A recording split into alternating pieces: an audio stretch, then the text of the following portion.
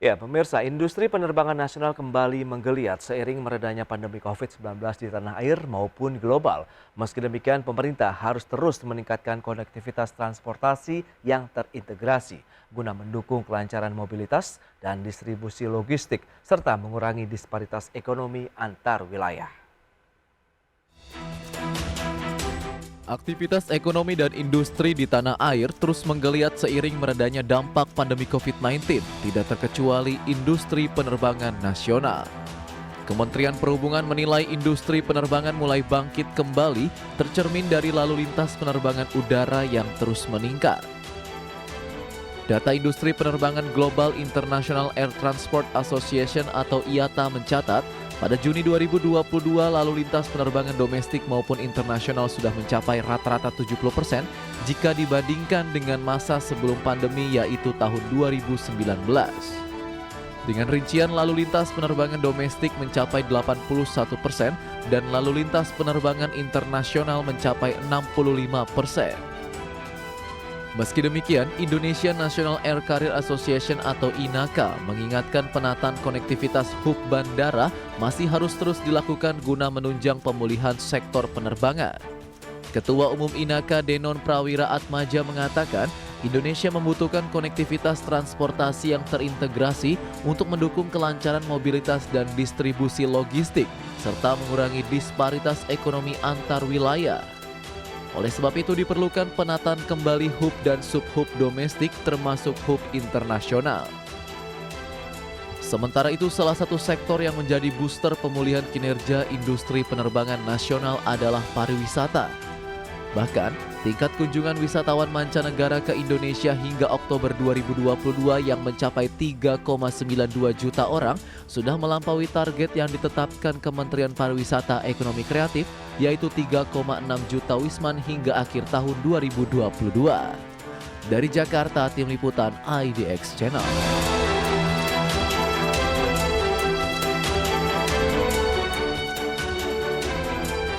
Ya, pemirsa, untuk membahas tema kita hari ini, konektivitas, kunci pemulihan industri penerbangan nasional, kita sudah tersambung melalui Zoom bersama dengan Bapak Bayu Sutanto. Beliau adalah Sekjen Indonesia National Air Carriers Association atau INACA. Selamat pagi, Pak Bayu. Pagi, Mas Pras. Salam sehat, Pak. Salam sehat. Baik, salam sehat juga. Terima kasih, Pak, atas waktu yang disempatkan. Review terlebih dahulu dari INACA ini. Bagaimana dengan situasi terkini, Pak, dari industri penerbangan di tanah air? Baik, jadi industri penerbangan tahun 2022 ini sudah menunjukkan pemulihan, Mas. Baik domestik maupun internasional. Memang domestik lebih cepat porsinya, jadi kurang lebih 65-70%, sementara yang internasional antara 50-60% ya dari data yang kami. Dan ini juga sesuai prediksi kami, tahun yang lalu kami membuat prediksi pemulihan industri penerbangan setelah pandemi, yaitu kita membuat white paper bekerjasama dengan masyarakat. Demikian juga IATA maupun ICAO juga membuat kajian tentang pemulihan. Dan seperti yang kita lihat di tahun 2022 sudah mulai pemulihan, khususnya untuk domestik. Kita perkirakan di tahun 2024 mungkin sudah pulih seperti tahun 2019 pra-pandemi. Sementara untuk internasional, karena terkait dengan belum seragamnya pembatasan bepergian terkait COVID pandemi yang juga belum selesai, kemungkinan baru tahun 2025 untuk penerbangan internasional bisa pulih seperti tahun 2019, Mas Pras. Oke, tapi kalau kita lihat dari sisi aktivitas ini, maskapai penerbangan yang beroperasi di tanah air dalam melayani rute-rute penerbangan ini juga cenderungnya sudah normal begitu kegiatan ulang-alik mereka. Ya, kalau dari sisi penyediaan atau supply ya kapasitas cenderung sudah mulai bergerak naik. Di beberapa bandara sudah kembali padat, khususnya bandara hub ya atau bandara utama seperti Bandara Udara Soekarno-Hatta atau Cengkareng dan juga Denpasar. Dua hub utama ini sudah mulai sibuk. Demikian juga diikuti oleh Surabaya, Makassar dan Medan. Tapi secara kapasitas sebetulnya keseluruhan armada dari seluruh maskapai yang ada ini baru mencapai sekitar ya 65% dari armada yang tersedia sebelumnya. Demikian juga frekuensi penerbangan. Jadi masih di rute-rute tertentu atau yang disebut beberapa orang awam rute gemuk lah. Oke, berarti masih melayani rute gemuk begitu yang cenderungannya sudah mulai Tentu. normal ya. Oke, Terus, baik dari sisi bandara hub. Iya Pak, kalau kita bicara mengenai Bandara Soekarno-Hatta, kemudian Igusti Ngurah Rai, kemudian dari Surabaya, Makassar, dan Medan. Kita bicara mengenai tingkat okupansi, kalau misalnya maskapainya ini sudah mulai cenderung normal di rute-rute gemuk begitu, tapi maskapainya juga mengalami keterbatasan dari sisi armada. Nah, ini okupansinya sendiri bagaimana? Jadi okupansinya sendiri sekarang rata-rata sih antara 65 sampai 75%. Tergantung hari dan kalau akhir pekan tentu ke destinasi tertentu seperti Denpasar, Jogja itu penuh. Oke. Jadi arah sebaliknya tentu berkurang juga. Jadi rata-rata sekitar masih 70-75% paling. Oh, lah, Tapi lantas sudah cukup bagus sih. Iya, ya. iya. Artinya dalam kondisi ini dan itu juga artinya menunjukkan bahwa keseimbangan supply and demand-nya juga tercapai. Baik, itu dia okupansi sudah mencapai 70% dengan beberapa daerah tujuan Denpasar dan Yogyakarta ini yang mendominasi. Nah, bicara mengenai konektivitas hub bandara tadi yang sudah Anda sampaikan, seberapa pentingnya ini harus dikembangkan, ditata dan dioptimalisasi, Pak Bayu? Baik, jadi memang hub and spoke atau konektivitas yang ditata dengan jaringan titik-titik simpul ya, ada simpul utama atau disebut hub dan simpul lebih kecilnya yaitu sub hub maupun spoke istilahnya. Sehingga dari situ akan tertata setia dan terintegrasi. Ada bandara sebagai hub utama, misalnya kalau di Sumatera Medan lah ya. Oke. Kemudian kita tahu kalau pintu gerbang utama internasional hubnya termasuk dari dan ke luar Pulau Jawa itu dan Cengkareng ya, dan baru Denpasar. Kemudian Makassar itu hub untuk Indonesia Timur. Dan Makassar ini kan penerbangannya terkonek ke semua, ke Manado, Gorontalo, Palu, termasuk ke arah timur, Ambon, Papua. Demikian juga kemungkinan nanti akan ada hub baru juga karena dengan rencana ibu kota negara Nusantara itu yang ada di dekat Balikpapan, sehingga Balikpapan kemungkinan akan menjadi bandara hub juga. Oke. Nah, kalau kita bicara mengenai penataan yang ada saat ini kondisinya hub yang untuk domestik kemudian yang internasional juga apakah sudah sesuai dengan harapan dan keinginan teman-teman dari pelaku industri penerbangan sendiri, Pak Bayu? Ya, jadi apa yang ada selama sebelum pandemi kan tatanannya bubar semua. Oke. Justru setelah pandemi ini kita harus ya duduk bareng, artinya berkolaborasi antara pihak operator penerbangan, operator bandara, regulator maupun tidak hanya untuk moda transportasi udara, juga untuk moda transportasi di luar bandara seperti kereta api, jalan raya, laut dan sebagainya. Jadi kita ingin istilahnya disebut transit oriented development. Jadi kalau orang bandara menuju tujuan yang tidak ada lapangan terbangnya, tentu mereka akan naik jalan darat atau jalan kereta api kan.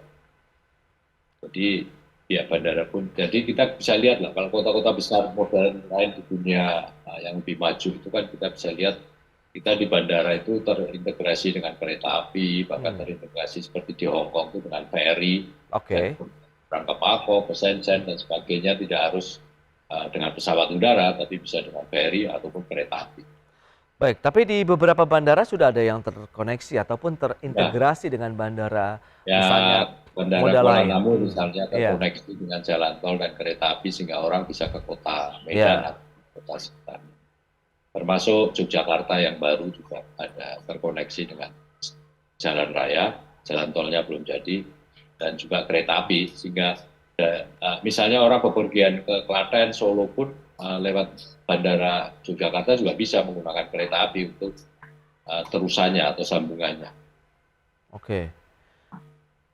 Dan dari sisi itu kalau Anda lihat konektivitasnya sendiri sudah berjalan optimal tidak? Mengingatkan banyak pihak begitu yang menyayangkan khususnya kalau konektivitas terkait dengan kereta bandara begitu ya. Memang tidak sebanyak orang yang menggunakan dibandingkan dengan bus ataupun lainnya, Pak Bayu. Ya, jadi konektivitas ini harus bukan hanya sekedar ada ya infrastruktur jalan atau relnya atau stasiunnya, tapi juga harus diatur frekuensinya. Makanya ini pentingnya dua bareng supaya kita bisa melihat data. Oke. Kita mau menetapkan mana yang harus masuk, kan kita harus lihat pergerakan orangnya. Apakah itu turis atau wisata, baik domestik maupun luar negeri, kemudian orang bepergian hanya untuk leisure atau visit family, ataupun untuk pekerja pekerja migran tapi nggak keluar negeri, termasuk pekerja migran sih yang keluar negeri ke Malaysia misalnya, negara tetangga, maupun pekerja migran yang kerja di kebun-kebun di Kalimantan, di Sulawesi, ataupun pekerja konstruksi yang ke wilayah timur Indonesia. Baik, tapi sejauh ini bagaimana dengan tadi upaya diskusi, kemudian duduk bersama sehingga tadi ada solusi yang terjadi? jelas belum optimal sih, jadi kita Oke. harus baru menyamakan persepsi. Memang saat ini dari inisiatif kita sendiri gitu ya, Hmm. minimal dari sisi operator penerbangan ini dengan operator bandara yang kita ngomong. Oke, baru sebatas itu saja berarti, Pak? Ya, Oke, operator bandara dan juga maskapai berarti, Pak? ya kita yang selama ini relatif komunikasinya udah cukup bagus sehingga mudah lah gitu ngomong, oh ya kita mau buka hub di sana, penerbangan sub-hub atau spoke-nya di bandara tertentu tadi sehingga terkonek. Oke, dari beragam pertemuan mungkin yang sudah dilakukan untuk operator bandara, kemudian maskapainya, diskusinya sudah mengarah kemana, kemudian nanti actionnya apakah sudah ada yang dilakukan? Kalau untuk menata secara nasional sih belum ya, jadi masih individual dari Parsial begitu ya? operator penerbangannya sendiri-sendiri dari sisi bisnis mereka. Mereka kan Oke. punya model bisnis sendiri-sendiri ya, punya targeted segment sendiri juga gitu. Ya, ya. Lantas bagaimana dengan tadi Transit Oriented Development (TOD) begitu yang Anda inginkan Nah, itu ini yang juga kita harapkan berkembang? ada konsep atau blueprint dari pihak pemerintah atau regulator Hmm. yang kita bisa mengikuti. Kita mau ikut blueprint TOD yang sebelah mana, apa wilayah timur, wilayah tengah, utara, selatan, ke barat, domestik maupun internasional. Dan sejauh ini upaya untuk pengembangan TOD-nya sendiri apakah sudah Untuk udara dibahas belum begitu? sih. Oh, Jadi kalau kita lihat dari iya, iya. teman-teman operator moda transportasi lain, dari pihak khususnya masih di Jakarta sih, MRT sudah mulai menerapkan TOD tadi, Oke. konsep TOD. Oh, justru dari moda transportasi lain. Apakah itu bisa dijadikan rujukan atau berbeda Bisa juga konsep? sih. Bisa, konsepnya kan mengintegrasikan ya, sehingga pergerakan penumpang dan barang atau distribusi logistik juga bisa tercakup semua. Oke. Baik, nanti kita akan bahas lebih jauh apakah konektivitas ini juga memiliki dampak terhadap ketepatan waktu begitu ya. Ini juga menjadi salah satu hal yang marak juga diperbincangkan oleh masyarakat pengguna transportasi udara. Berikut ini kami sampaikan infografik terkait dengan keberangkatan penumpang domestik yang menggunakan transportasi udara. Data dari BPS ini menunjukkan suatu lonjakan yang cukup signifikan kalau kita bandingkan di bulan Oktober tahun 2022 dengan Oktober 2021, ada kenaikan 56,57% dari 2,9 juta orang melonjak menjadi 4,5 juta orang. Tapi kalau kita bandingkan dengan bulan sebelumnya di September 2022 naiknya sekitar 10,08% atau 4,15 juta orang di bulan September dibandingkan dengan Oktober 4,57 juta orang. Dan selanjutnya untuk keberangkatan penumpang internasional, ya seperti yang bisa Anda saksikan ini lonjakan juga luar biasa kalau kita bandingkan tahun 2022 Oktober begitu dengan Oktober 2021 naiknya bahkan sampai dengan 1.700% dari 0,05 juta orang di Oktober 2022 ini keberangkatan penumpang internasional. Ini kami sampaikan untuk internasional 0,99 juta orang di bulan Oktober tahun ini. Sementara dibandingkan dengan September 2022 masih melonjak sekitar 7,22% dari 0,92 juta orang. Dan berikutnya untuk jumlah kunjungan wisatawan mancanegara ini kita angkat karena menjadi salah satu sektor yang menopang kebangkitan dari industri penerbangan di tanah air. Tahun 2022 ini 3,9 juta kunjungan begitu yang sudah melampaui target tadi di segmen awal sudah disampaikan begitu target dari Wisman sudah melampaui batas. Kemudian 2021 1,2 juta orang, 2020 3,7 juta orang. Sementara kalau kita bandingkan sebelum pandemi ini perbandingan yang cukup jauh sebenarnya tapi ini masih akan terus mengalami peningkatan. 13,4 juta orang di tahun 2019 kemudian 2018 13,24 juta kunjungan. Baik, kita akan lanjutkan kembali perbincangan bersama dengan Bapak Bayu Sutanto. Baik. Ya Pak Bayu, kita akan lanjutkan kembali berdasarkan data yang sudah disampaikan begitu. Untuk keberangkatan penumpang domestik ini juga memang mengalami tren yang terus mengalami kenaikan. Demikian juga dengan yang penerbangan internasional. Bagaimana analisis Anda nih, Pak Bayu? Silakan.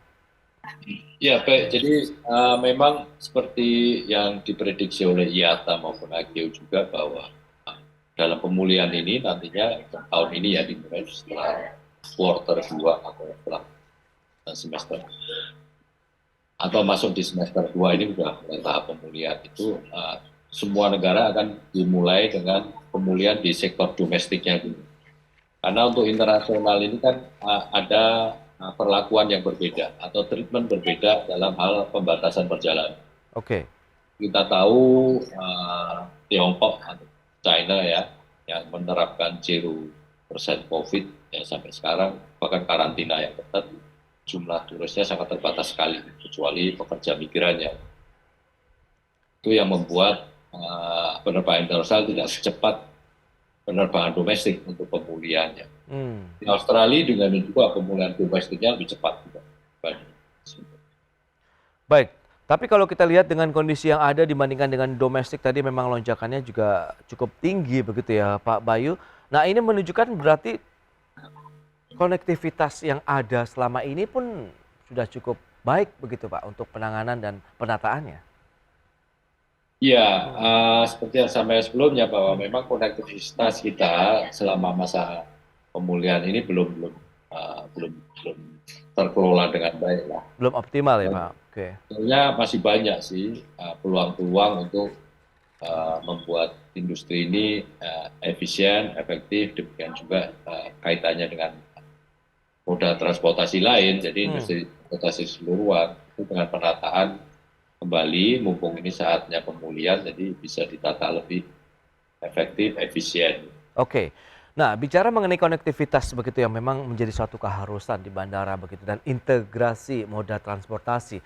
Anda melihat apakah ini juga memiliki dampak begitu korelasi terhadap ketepatan waktu atau juga ini on time performance dari maskapai penerbangan?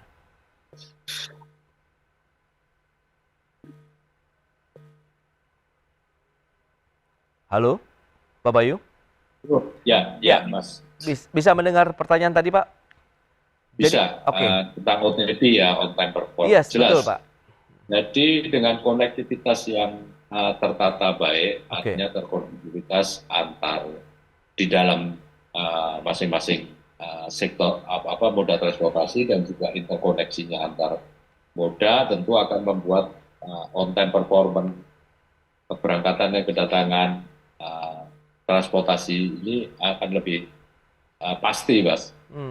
Jadi dari darat juga punya schedule, semuanya terschedule lah harusnya gitu. Oke. Sehingga setiap apakah penerbangan atau pergerakan kereta api atau angkutan darat dari satu hub ke sub-hub atau spoke-nya itu tentu kan harus menyesuaikan dengan schedule-nya. Di udara relatif lebih terkelola ya, karena kita ada kenal istilahnya slot management maupun slot conference. Seluruh dunia dikelola, dikoordinasi oleh IATA juga lebih terkelola lah menurut saya. Tapi dengan moda transportasi lain kita tentu harus dibandingkan. Baik. Kapan kereta itu berangkat, jangan sampai kereta itu datang atau berangkat jauh dari tempat waktunya sangat jauh dengan kedatangan pesawat misalnya atau kapal yang berangkat. Oke. Nah itu memang harus disesuaikan timingnya begitu ya Pak Bayu ya? Ya, Oke. Karena pengalaman katakanlah kalau kita dulu ya sebelum pandemi di Hong Kong kita walaupun nyampainya tengah malam tapi ferry yang ke atau pagi sekali ya gitu, tapi ferry yang ke Bangkok, ke Shenzhen, ke mana-mana itu sudah siap gitu. Oke. Nah, bicara mengenai wilayah begitu di Indonesia, mana yang kira-kira memang harus ditingkatkan dari sisi konektivitasnya, baik hub maupun sub-hub dan juga hub internasional tadi? Ya kalau dari sisi geografis tentu yang jauh dari Pulau Jawa ya. Karena Oke. kita tahu konsentrasi populasi di Pulau Jawa ini kan sudah di atas 150 juta ya.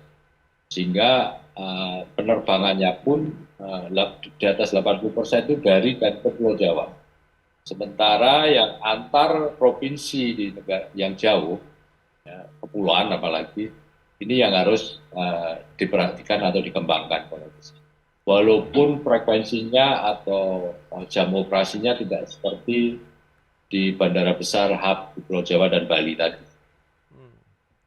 Tapi konektivitas antar provinsi tetap, karena saat ini setelah pandemi ini ada beberapa provinsi dan termasuk kabupaten dan kota ini walaupun punya bandara tapi tidak terkoneksi karena tidak ada penerbangannya. Oke. Nah, itu misalnya di bandara-bandara kecil begitu di kabupaten kota begitu, Pak Bayu, apakah ini juga bisa ditingkatkan lagi begitu konektivitasnya? Tentu, tapi kembali tadi harus disesuaikan juga dengan pola bepergian tersebut dan infrastruktur moda transportasi yang lain, katakanlah di Pulau Jawa. Oke. Kalau bandara kecilnya kan kita tahu di Pulau Jawa sudah terkoneksi dengan jalan tol Trans Jawa. Juga Iya. kereta apinya paling maju lah infrastruktur kereta api dibanding pulau lain. Baik. Ada kan di Sumatera sama baru mulai Sulawesi. Jadi mana kalau naik, misalnya contoh kayak bandara mana Jenderal Panglima Besar Sudirman di Banjarnegara. Purbalingga atau Banjarnegara, Oke. daerah Jawa Tengah. Mhm. Kenapa penerbangannya tidak jalan? Ya karena penerbangan butuh waktu sekitar 30-40 menit, tapi orang sudah lebih nyaman dengan kereta api ataupun jalan darat, bis misalnya. Atau Oke. travel.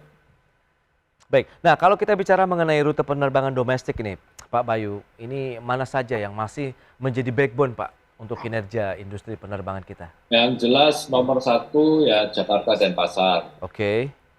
Jakarta Medan, Jakarta Surabaya. Nomor dua Jakarta Surabaya, kemudian Jakarta Medan, Jakarta Makassar, Jakarta Jogja, dan baru Jakarta Pekanbaru dan lain-lain. Baik. Lantas kalau kita bicara mengenai hub internasionalnya sendiri, ini apakah sudah ada peningkatan kembali dan mana yang memang masih menjadi andalan kita? Ya hub internasional ya, Jakarta sama Denpasar gitu. Kalau Oke. Denpasar kan karena memang destinasi wisata. Oke. Kalau Jakarta ini kan campur antara destinasi wisata, Mhm. pekerja migran, kemudian yang umroh dan juga ini expat yang kerja di Indonesia. Baik. Lantas strategi apa saja yang harus dilakukan oleh pengelola bandara begitu maupun dengan teman-teman dari INAKA sehingga integrasi moda transportasi ini juga bisa semakin padu begitu ya. Baik, Pak Bayu, kalau kita cermati lantas strategi apa saja yang harus dilakukan begitu bagi pengelola bandara, kemudian asosiasi penerbangan sehingga benar-benar kita bisa membangun ini Pak, konektivitas yang terintegrasi yang benar-benar bisa bermanfaat bagi banyak orang, baik pengguna, maskapainya sendiri maupun juga pengelola bandara. Silakan. Ya baik, jadi tentu pertama kita sih sudah lakukan beberapa operator bandara, operator penerbangan ini masing-masing tentu dengan pemulihan ini akan berkomunikasi dengan pihak pengelola bandara khususnya yang AP1 maupun AP2 karena itu relatif bandara yang padat sehingga khususnya Jakarta dan Denpasar ini kan pergerakannya sangat tinggi keluar masuk penerbangan membawa barang dan penumpang itu kan yang paling tinggi sehingga slotnya juga akan menjadi tantangan atau kendala. Oke. Ya harus bicara, termasuk juga di sini kita harus bicara juga dengan pihak bandara, operator bandara maksud saya dan juga regulator bagaimana tidak semua airline ini hubnya ada di Jakarta. Oke. Namun kan sekarang ini hampir semuanya hampir 100% kan di Jakarta semua. Sehingga pergerakan pesawat awal itu semuanya parkirnya juga di Jakarta. Hampir 200 pesawat parkir di Jakarta. Oh, oke. 50% pesawat yang ada dioperasikan ini parkirnya di Jakarta. Ini kan tentu jadi beban. Sehingga kalau untuk Jakarta ini mestinya ada multi airport. Nah, kita berharap Halim nanti bisa dibuka juga sehingga bisa mengurangi beban Cengkareng. Multiple airport city. Gitu ya. Oke. Jadi kita tahu kalau kota-kota besar itu dunia mesti selalu punya airport lebih dari satu. Baik. Tapi kan kalau kita lihat dengan kondisi yang ada begitu, lahan yang terbatas begitu, apakah bisa dikembangkan untuk di wilayah Jakarta dan sekitarnya? Memang tadi Anda katakan banyak sekali pesawat yang ada dan Mau beroperasi. nggak mau di pinggiran Jakarta nanti. Iya. Nggak mungkin di tengah kota. Nanti bandara yang tengah kota, ya tahu kita di beberapa kota juga besar, misalnya kayak di London itu kan ada London City, ada Oke. Heathrow, ada Glasgow dan sebagainya. Oke Pak, lantas kalau kita bicara mengenai sektor yang mendukung kinerja industri penerbangan adalah pariwisata, begitu yang tadi juga sudah disampaikan, bahkan sudah melebihi target dari jumlah kunjungan yang untuk wisatawan mancanegara, apalagi yang domestik begitu. Apakah ini menjadi salah satu sektor unggulan juga bagi maskapai Ya penerbangan? tentu pariwisata, terutama kalau turis mancanegara ini kan 90% naik pesawat udara. Ya, Tapi tidak semuanya kan, katakanlah turis yang pergi ke Indonesia kan tidak semuanya naik maskapai penerbangan kita.